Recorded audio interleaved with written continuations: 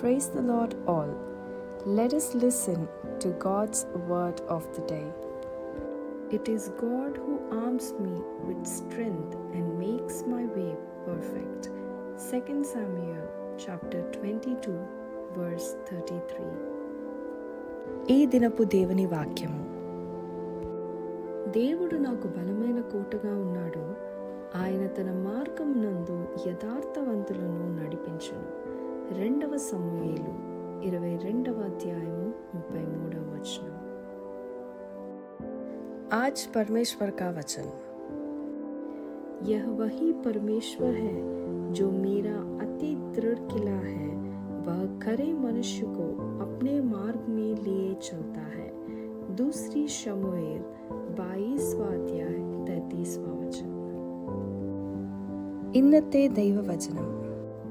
ദൈവം എൻ്റെ ഉറപ്പുള്ള കോട്ട, നിഷ്കളങ്കനെ അവൻ വഴി നടത്തുന്നു.